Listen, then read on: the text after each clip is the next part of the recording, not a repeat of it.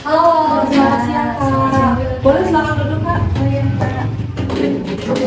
Nah baik, perkenalkan, saya Berlian Manulang, saya sebagai konselor gizi di rumah sakit ini. Kalau boleh tahu nama Kak siapa dan usianya berapa ya?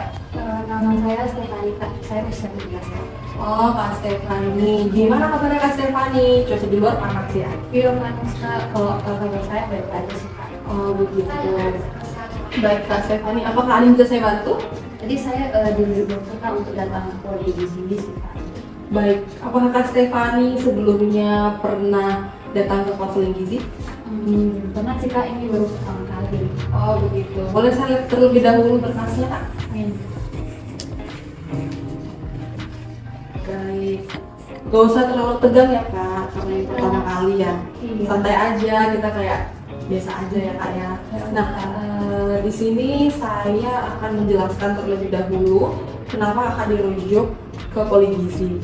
Nah, di sini saya akan membantu Kakak dalam mencari alternatif solusi untuk menyelesaikan permasalahan yang akan Kakak ceritakan nanti. Nah, Kakak boleh menceritakan semua keluhan Kakak dengan jujur ya Kak. Nah, Kakak juga nggak perlu khawatir tentang mengenai data dan permasalahan Kakak nanti, karena apapun yang Kakak ceritakan akan saya jaga kerahasiaannya. Kak Stefani, sebelum kita melakukan sesi konseling gizi, ada baiknya kita mengukur dulu pengukuran antropometri Kak. Jadi pengukuran antropometri itu mengukur tinggi badan dan berat badan Kakak. Nah, boleh Kak kita ke ruangan dulu? Silakan, Kak. Silakan di sini Kak. Oh iya, Kak. Posisinya berdiri tegak, tumit dan punggungnya harus menyentuh dinding. Kalau boleh rambutnya dilepas dulu Kak. Ya, oke, boleh dibuka dikit. Baik, saya cek ya Kak. Oke, udah. Selanjutnya mengukur berat badannya boleh Kak. Sebelumnya apakah ada benda-benda di kantong? Boleh disertakan dulu. Oke. Pandangan lurus ke depan ya Kak. Ya baik, boleh kembali. Mari kita kembali dulu ya Kak.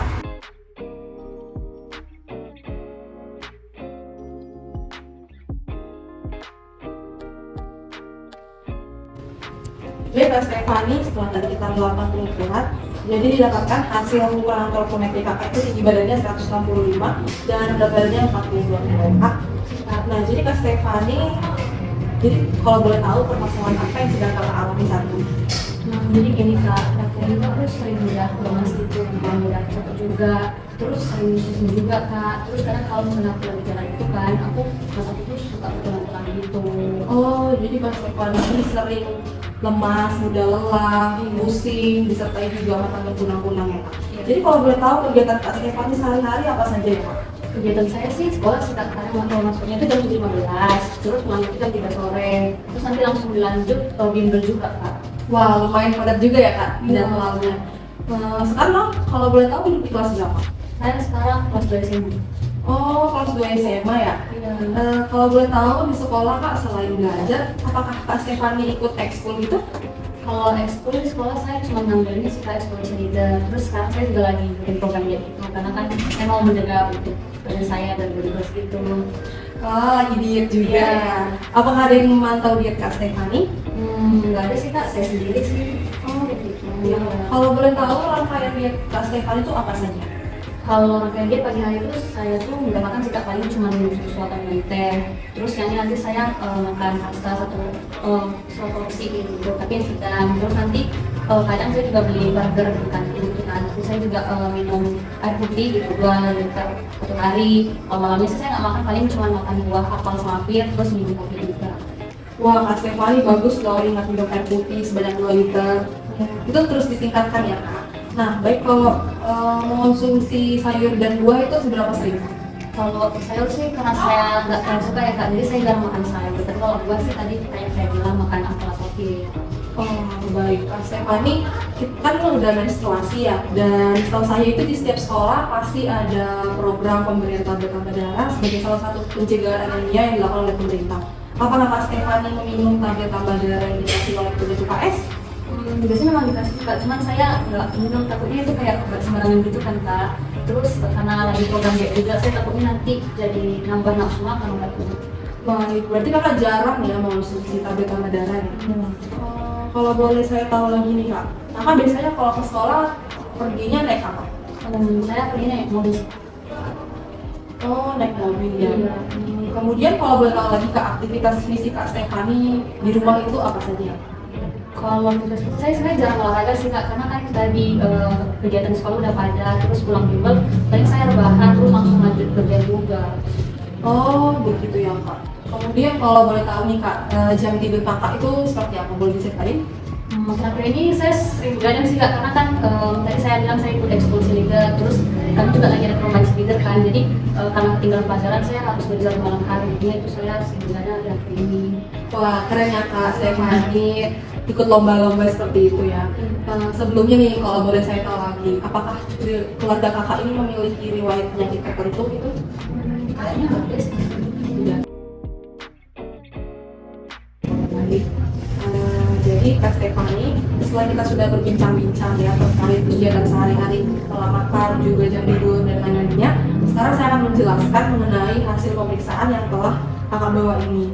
Jadi tadi kan kita udah mengukur antropometri berdasarkan perhitungan indeks massa tubuh. Kak Stefani itu masuk ke 15,4 hasil perhitungannya, sehingga dapat disimpulkan status gizi Kak Stefani ini berdasarkan klasifikasi nasional termasuk kategori kurus Kak. Kemudian untuk hasil pemeriksaan klinis di sini kadar hemoglobin Kak Stefani itu 10,6 gram per desiliter, artinya kadar HB kakak itu rendah karena kadar lemak pada wanita umumnya itu 12 hingga 15 gram per desiliter. Kemudian di sini juga kadar eritrosit kakak itu juga rendah kak, itu 3,47 juta per mili 3. Dimana kadar normal eritrosit itu 4,10 sampai 5,10 juta. Nah, kedua kadar ini akan berhubungan dengan penyakit anemia kak. Oleh karena itu tadi kakak kan merasa kayak lemas, lelah, lesu, letih gitu kan kak. Nah, itu tuh sebenarnya wajar karena kayak tadi kadar HB kakak itu rendah kan. Nah, hal ini juga selain ditandai dari kadar HB dan eritrosit kakak, juga gejala-gejala tadi juga ada beberapa perilaku makan kakak itu, perilaku kakak itu yang memicu terjadinya anemia, dimulai dari tadi asupan makan. Kakak kan tadi bilang menjalani diet ya. Iya. Terus rendahnya asupan protein gitu, kayak protein hewani, protein nabati, sayur, buah. Nah, kemudian juga disertai dengan kakak menyukai minuman yang memiliki kandungan kafein kan. Tadi kakak cerita kayak minum teh, minum kopi. Nah, hal ini tuh berhubungan dengan konsumsi kafein yang berlebih dapat menyebabkan terhambatnya penyerapan zat besi ditandai dengan anemia yang sedang kakak alami. Selain itu juga domain perilaku kakak. Nah, tadi kan kakak bilang mau terlihat body goals ya kak ya. Nah, padahal di sini tuh strategi kakak sudah termasuk kurus. Nah, tapi kakak tetap melakukan diet yang lumayan ekstrim kayak tadi kakak cerita. Juga perilaku kakak tadi nggak mau minum tablet penambah darah yang diberi dari sekolah, itu menyebabkan kakak kekurangan sel darah merah karena kita setiap bulannya kan menstruasi ya kak. Lalu kurangnya aktivitas fisik di luar dan jam tidur kakak juga lumayan berantakan ya kak. Artinya tidak sesuai pola tidur yang seharusnya. Baik Kak Stefani, jadi ada beberapa alternatif solusi yang akan kita lakukan untuk memperbaiki sedikit demi sedikit status gizi, pola makan, dan kebiasaan-kebiasaan lainnya yang dapat memicu anemia Kak Stefani tadi. Gimana ya kak? Baik, yang pertama dengan kakak sebelumnya menghentikan diet ini dulu kak, lalu memperbaiki pola makan tadi kak. Nah, sebelumnya apakah kakak pernah mendengar isi piringku? Pernah sih kak, isi piringku itu kayak. Baik, saya akan menunjukkan ya. Jadi ini merupakan isi piringku, di mana makanan pokok kakak ukurannya harus sesuai dengan sayuran. Jadi makanan pokok itu harus sama dengan sayuran, kemudian lauk pauk itu juga harus ukurannya sama dengan buah-buahan. Misalnya makanan pokok kakak itu 150 gram nasi, itu setara dengan 3 centong nasi. Kemudian lauk pauknya, lauk hewani misalnya 75 gram ikan gembung, itu setara dengan 2 potong sedang ayam gitu. Atau bisa juga setara dengan 1 butir telur ayam maupun 2 potong daging sapi. Kemudian lauk nabatinya 100 gram tahu itu sama dengan 2 potong sedang tempe. Kemudian sayuran, ini 150 gram sayuran itu sama dengan 1 mangkok sedang. Dan buah-buahan misalnya 150 gram pepaya itu sama dengan 2 buah jeruk sedang, begitu kak. Nah, kemudian waktu makan kakak nih, jadi dimulai dari makan 3 berat ya kak ya. misal tiga kali sehari, yaitu menumbuhkan tadi kebiasaan sarapan kakak, makan siang, terus juga makan malam. Kakak juga boleh makan cemilan di luar waktu makan berat tadi, misalnya sekitar jam 10 pagi atau jam 4 sore. Kemudian juga kalau boleh kakak mengurangi frekuensi minum teh, minum kopi, juga sebaiknya meningkatkan jumlah makanan tinggi zat besi melalui protein hewani kayak daging, ikan, seafood, terus melalui protein nabati seperti tahu, tempe, juga sayur-sayuran kak juga harus ditingkatkan. Misalnya kakak boleh makan bayam, pokcoy ataupun sayuran hijau lainnya. Lalu untuk buah, memang kakak udah bagus makan buah, tapi juga harus ditingkatkan variasinya. Apalagi di sini kondisinya kakak kan anemia. Kalau anemia itu sebaiknya makan buah yang mengandung vitamin C seperti jeruk, jambu, juga pepaya. Nah, karena vitamin C ini dapat membantu penyerapan dan penyimpanan zat besi dalam tubuh kakak sehingga kadar HB kakak itu diharapkan naik kembali gitu supaya normal. Oh gitu ya kak. Selain itu ada lagi nggak ya solusinya? Solusi berikutnya, kakak boleh ini di sini saya ada leaflet kak, boleh dilihat dulu kak, boleh dibaca. Kakak juga sebenarnya harus minum tablet tambah darah tadi kak. Kan kita perempuan ini setiap hari menstruasi ya. Hal ini kan menyebabkan kekurangan sel darah merah atau anemia kak. Nah hal ini menjadi salah satu faktor ketika kakak nanti udah dewasa menjadi seorang ibu, kakak bisa melahirkan bayi dengan resiko BBLR atau berat bayi lahir rendah, bahkan sampai kematian pada bayi kak. Kemudian juga kalau boleh kakak ini jam tidurnya itu harus sesuai kak, pada usia kakak ini harus 8 sampai 9 jam per hari agar kakak itu tidak mudah lelah dan fokus saat belajar gitu. Sampai sini apakah ada yang ingin ditanyain kak? Begitu ya kak. Tadi aku mau nanya sih kak, tadi kakak ada sempat bilang kalau perlu minum tablet penambah darah ya. Itu saya diminum berapa kali ya kak? Apa setiap hari? Sebaiknya Kak Stefani itu minum tablet tambah darah sekali seminggu saja. Itu ya kak, kesalahan yang perlu saya ubah. Iya Kak Stefani, tidak apa-apa, kita akan memperbaiki secara perlahan dan saya yakin Kak Stefani mampu menjalani serta mengubah perilaku yang tidak tepat tadi. Nah dari semua solusi yang saya sampaikan, kira-kira solusi yang terlebih dahulu dijalankan agar Kak Stefani tidak keberatan itu apa? Mungkin bisa mau berhenti dulu dietnya, terus mungkin mau meningkatkan makan protein, terus meningkatkan makan sayur dan buah, terus mungkin juga saya bakal mengurangi minum kafein yang kayak teh sama kopi tadi, terus minum tablet penambah darah ini. Oke baik, saya catat ya Kak, untuk pertemuan pertama ini Kakak berkomitmen untuk melaksanakan penghentian diet, meningkatkan asupan zat besi, mengurangi minum teh dan kopi, lalu mau minum tablet tambah darah. Kira-kira komitmennya mau bagaimana nih Kak? Gimana kak? Jadi misalnya nih kayak tadi sudah saya bilang, misalnya tablet tambah darah itu diminum sekali seminggu. Terus misalnya lagi minum kopi atau tehnya itu dalam 3 hari itu hanya sekali saja gitu Kak. Mungkin untuk temennya mungkin nanti saya bakal makan proteinnya itu 2 kali sehari di siang dan malam. Terus untuk makan sayur-sayurannya itu mungkin saya bakal tingkatin lagi di 3 kali sehari. Terus untuk variasi buahnya mungkin bakal saya lebih bervariasikan lagi kayak jeruk, jambu sampai tadi.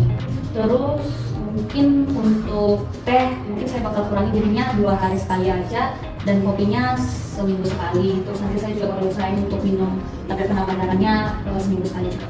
Wah bagus ya semangat Kak Stefani dan komitmennya. Semoga terus ditingkatkan supaya kadar hemoglobin kakak tadi bisa normal kembali dan sensitivitas kakak juga kembali normal. Dan yang terpenting dari segalanya kakak tetap sehat.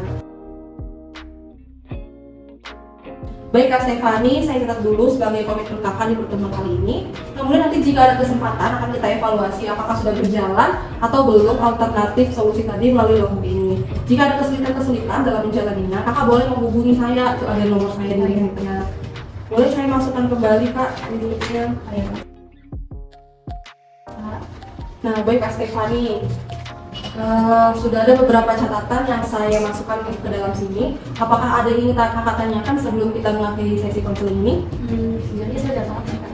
Baik, ini saya kembalikan ya kak. Semoga kakak tetap sehat dan tadi kadar hemoglobinnya meningkat dan kakak juga bisa merubah pola makan dan kebiasaan-kebiasaan lainnya kan ya kak. Terima kasih banyak ya kak. Ada di perjalanan ya kak. Terima kasih kak.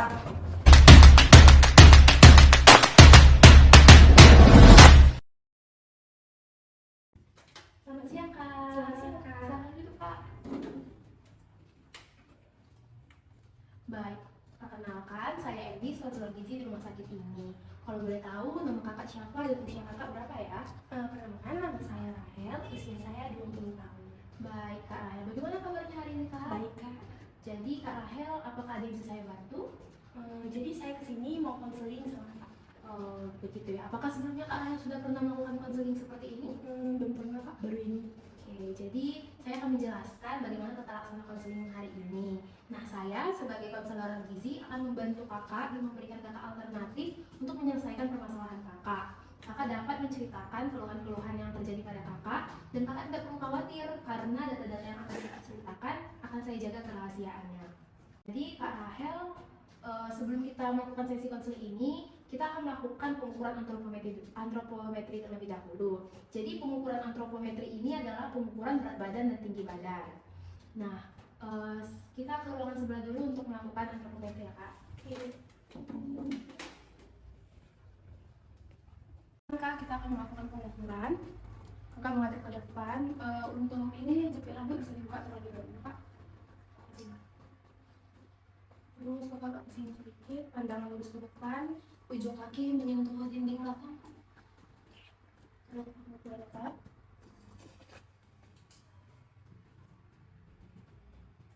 Oke, sudah. Sekarang kakak pindah ke sini. Apakah ada barang di kantong Kak? Oh iya. Kak bisa naik. Pandangan lurus ke depan. Oke. Kita kembali ke belakang. Ya Kak, dulu lagi.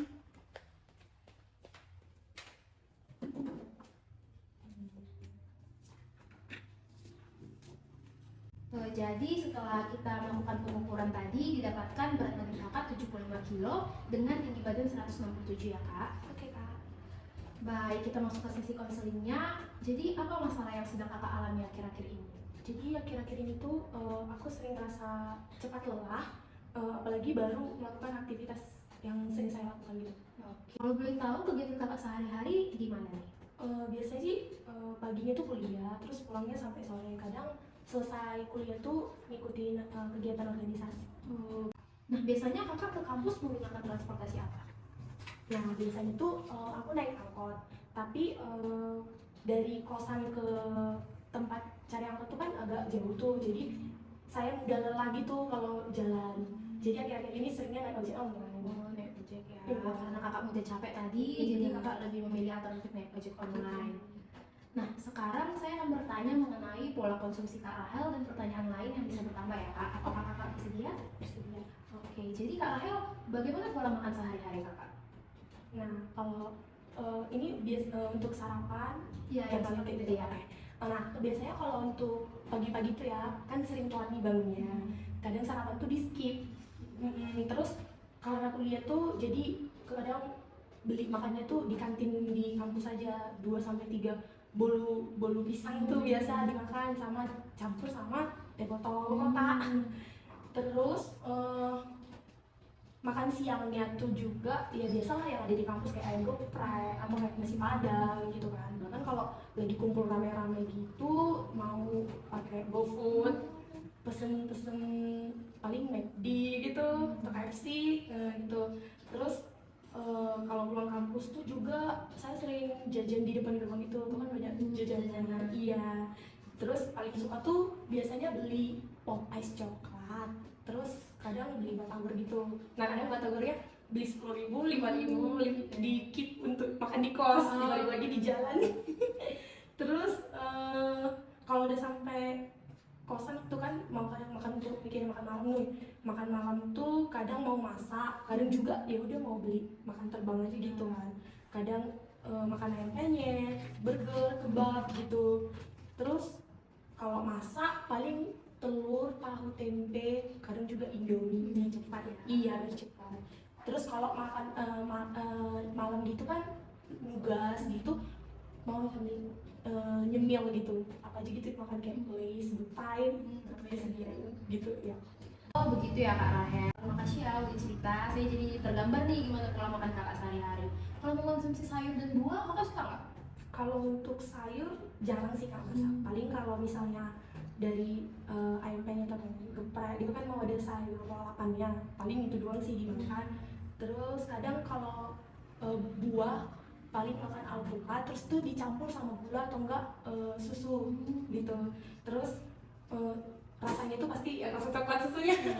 Iya, lebih enak. Terus kadang juga ya makan pisang. Baik, nah pertanyaan selanjutnya mengenai aktivitas fisik kakak. Apakah kakak sering melakukan aktivitas fisik seperti berolahraga atau aktivitas fisik lainnya? Nah, kalau dulu itu kan sebelum jadwal saya padat, mau gabung dekat kosan jalan-jalan sore gitu, bahkan kayak ada lapangan dekat sini tuh mau lari-lari sore gitu. Terus kayak sekarang kan udah sore tuh pulang kampusnya, jadi kadang pulang kampus dipakai buat istirahat sebentar gitu. Jadi kalau misalnya pun ngelakuin aktivitas yang berlebihan, saya langsung capek gitu. Iya. Oke, begitu ya kak. Kalau jam tidur nih, biasanya kak Rahel tidurnya jam berapa? Nah, ini problemnya tuh kalau misalnya tugas banyak gitu, pasti jadwalnya terganggu. Pokoknya kalau tugasnya udah mepet gitu, paling lama bisa di jam 2 tuh tidur. Bahkan iya, jadi kalau misalnya pun weekend, saya jadi lama juga tidur, karena ke bawah, iya kebiasaan. Ya, karena tugas jadinya kak Rahel harusnya tidur lambat banget ya. Nah, selanjutnya apakah orang tua kak Rahel memiliki riwayat penyakit gitu? Kalau ada sih Tante. Kalau ayah saya tuh diabetes. Nah, ayah dan ibu saya juga badannya tuh besar-besar gitu. Berarti bentuk tubuh yang besar. Iya. Baik. Nah, jawaban kak Rahel tadi sudah saya catat di sini ya kak. Nah, sembari saya membuat diagnosis gizi mengenai kakak bisa membaca leaflet ini yang telah saya buat. Baik Kak Rahel, setelah tadi kita sudah berbincang-bincang tentang kegiatan sehari-hari kakak, pola makan kakak, jam tidur kakak, dan berbagai cerita lainnya. Nah, sekarang saya akan menjelaskan mengenai hasil antropometri dan diagnosis gizi. Nah, tadi kan kita sudah melakukan pengukuran antropometri berat badan dan tinggi badan ya kan. Didapatkan berat badan kakak itu 76 kilo dengan tinggi badan 167. Nah, hasil ini menunjukkan status gizi kakak itu obesitas. Nah, hasil ini saya hitung menggunakan IMT-40. IMT ini adalah indeks massa tubuh bagi umur. Berdasarkan cerita kakak, ada beberapa hal yang mengarahkan kakak pada diagnosis obesitas tersebut. Adanya kelebihan asupan kakak, seperti tadi kakak bilang mengkonsumsi junk food dan hobi memakan makanan manis. Nah, kakak juga cerita bahwa setiap kakak misalnya makan buah pokat, kakak menambahkan gula dan susu pas mengkonsumsinya ya kan. Nah, juga frekuensi jajan kakak bilang tadi sangat gemar membeli pop ice coklat setiap pulang sekolah, lalu memakan batagor 5.000 dikit untuk jalan dan di kosan. Lalu kakak juga cerita bahwa kakak itu sering tidur larut malam. Nah, dan pas kakak tidur larut malam itu karena mengerjakan tugas, kakak itu sambil makan jajanan. Nah, itu bisa menyebabkan mudahnya berat badan naik sehingga kakak bisa terkena obesitas ini. Kakak juga bercerita bahwa kakak jarang sarapan, kakak skip sarapan, lalu saat di kampus jadinya makannya lebih banyak dari porsi yang seharusnya karena tidak sarapan.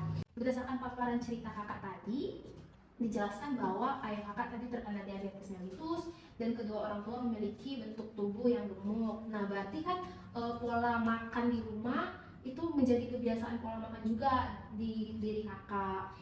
Lalu adanya kebiasaan makan yang salah berkaitan dengan kurangnya pengetahuan tentang gizi seimbang kakak. Nah, seperti kakak itu suka mengkonsumsi makanan junk food, makanan tinggi energi, makanan tinggi gula, tapi kakak itu kurang makan serat, seperti kalau kurang makan sayur karena cuma makan sayur lalapan, serta aktivitas fisik yang kurang seperti karena kakak itu punya rasa malas kan karena jalan capek, jalan ke depan gang. Terus kakak akhir-akhir ini juga merasa mudah lelah, mudah capek. Jadi kakak itu lebih memilih alternatif untuk naik ojek online untuk berkegiatan sehingga kurangnya pergerakan yang ada di dalam tubuh kakak. Nah, jadi ada beberapa alternatif yang bisa kakak pilih sehingga kita ini bisa sedikit demi sedikit memperbaiki status gizi kakak untuk mencapai garis normal. Nah, garis normalnya itu lebih kecil dari 25. Nah, caranya itu gimana ya? Nah, jadi sebelumnya itu apakah kakak mengetahui tentang isi piringku? Pernah dengar sih Kak, cuma sekilas doang. Sekilas doang ya Kak. Kalau di sini saya akan menunjukkan gambar mengenai isi piringku.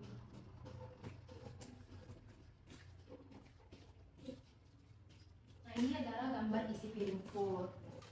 Jadi yang dimaksud isi piringku adalah di sini dalam satu piring itu terdiri dari makanan pokok, sayuran, buah-buahan, dan lauk pauk. Ketika kakak mengkonsumsi makanan pokok seperti nasi, kentang, pasta, jagung, atau lainnya, itu harus sebanding dengan banyaknya kakak mengkonsumsi sayuran. Misalnya kakak mau makan 150 gram nasi, maka sayur-sayurannya juga harus ada sebanyak itu. Nah, sama dengan lauk pauk, kakak harus mengkonsumsi sebanyak buah, jadi mereka itu balance. Lalu juga di sini itu dikatakan bahwa kita harus melakukan aktivitas fisik minimal 30 menit dalam sehari dan meminum air 8 gelas dalam sehari. Juga dianjurkan untuk kita membatasi penggunaan gula, garam. Nah, lalu di poster selanjutnya saya akan menjelaskan mengenai ini. Nah, ini adalah tips mengatasi obesitas. Dikatakan bahwa kita harus konsumsi sayur dan buah minimal 5 porsi setiap harinya. Terus membatasi tidur yang berlebihan. Meningkatkan aktivitas fisik minimal 30 menit setiap hari, lakukan secara teratur 3-5 kali per minggu. Kemudian lakukan penyesuaian setelah beberapa minggu. Lalu membiasakan pola makan teratur terdiri dari 3 kali makan, yaitu sarapan, makan siang, makan malam. Dan bisa diselingi dengan selingan pagi dan selingan sore. Lalu membatasi aktivitas seperti menonton televisi, bermain gadget yang berlebihan. Kakak harus bisa membatasi pengkonsumsian gula, garam, dan lemak yang berlebihan. Contohnya di mana ya Kak? Karena keluarganya jadi agak bingung juga. Oke. Jadi saya jelaskan pelan-pelan ya Kak. Jadi mengenai pola makan, kakak bisa mulai mengubah sedikit demi sedikit. Biasanya untuk mulai membiasakan diri untuk sarapan, karena sarapan itu penting untuk tubuh kita. Kakak juga bisa mengurangi mengonsumsi makanan manis, karena makanan manis itu bisa mempercepat naiknya berat badan kita. Lalu kakak juga bisa mulai mengkonsumsi makanan tinggi serat. Nah, makanan tinggi serat itu tuh berasal dari sayur, buah, seperti itu Kak. Lalu kakak juga mulai bisa mengurangi frekuensi makan junk food, bisa menahan diri untuk tidak mengkonsumsi makanan-makanan cepat saji. Lalu saat kakak mengerjakan tugas saat malam, ada baiknya nih kakak mulai mengurangi porsi ngemil, karena kan ngemil itu juga bisa mempercepat berat badan kita naik. Tadi kakak juga ada cerita bahwa kakak suka mengkonsumsi buah alpukat, tapi ketika kakak mengkonsumsi buah alpukat, kakak menambah gula dan susu. Nah, mungkin awalnya tuh terasa berat, kayak nggak manis kalau kita nggak pakai gula sama susu. Tapi demi kebaikan kita juga, supaya berat badan kakak juga turun, ada baiknya mulai pelan-pelan walaupun pahit ya. Namanya juga buah, kita makankan aja. Nah, seperti yang dijelaskan pada poster juga bahwa makanan tinggi gula itu bisa menyebabkan obesitas. Lalu alternatif untuk aktivitas fisiknya mungkin terasa berat ya Kak untuk jalan dari gang ke depan untuk mencari angkot. Namun supaya kakak nggak terlalu buru-buru kayak cerita tadi ya, bangunnya agak larut, bisa bangun lebih cepat supaya jalannya bisa lebih santai, sehingga kakak juga nggak buru-buru dengan waktu. Mungkin kakak tidak sempat kan untuk berolahraga pada sore hari karena jadwal kampus yang sangat padat.